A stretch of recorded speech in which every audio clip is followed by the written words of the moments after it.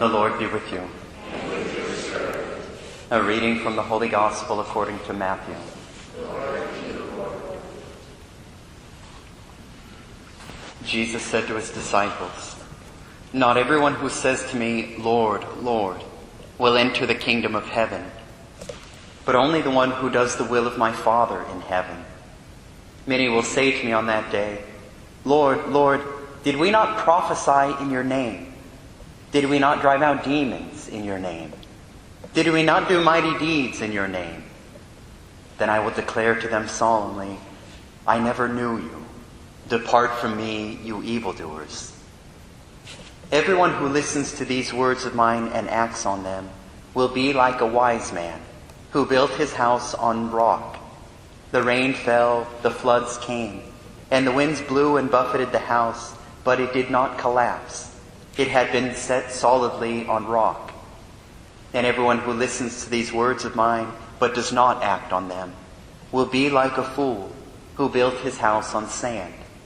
The rain fell, the floods came, and the winds blew and buffeted the house, and it collapsed and was completely ruined." When Jesus finished these words, the crowds were astonished at his teaching, for he taught them as one having authority, and not as their scribes. The Gospel of the Lord. Praise to you, Lord.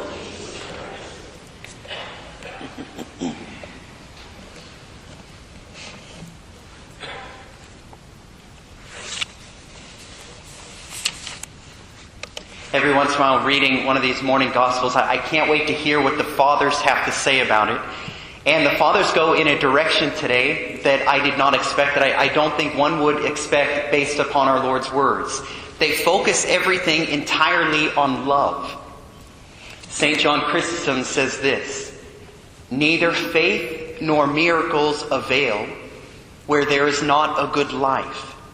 As St. Paul says, "If I have faith so as to move mountains, but do not have charity, I am nothing." St. Gregory the Great says, "The proof of holiness is not to work miracles, but to love our neighbor as ourselves." And I started thinking about it, I thought, gosh, when our Lord's asked, what is the greatest of all the commandments, what does he say? He doesn't mention a particular commandment. He says, to love the Lord your God with all your heart, and the second is like it, to love your neighbor as yourself.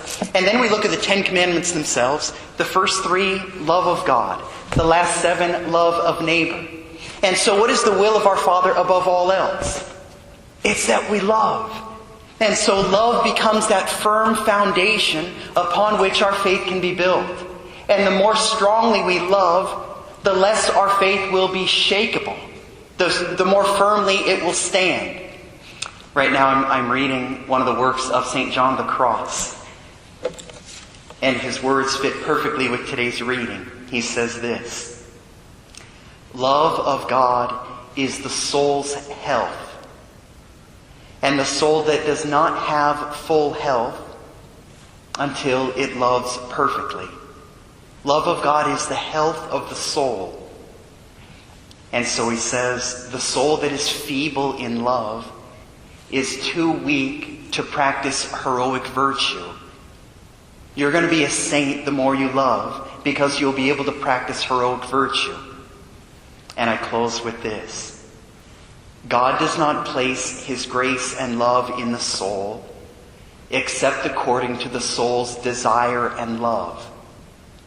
Those who truly love God must strive not to fail in this love, for they will thereby induce, if we may so speak, God to further love them and to find delight in them.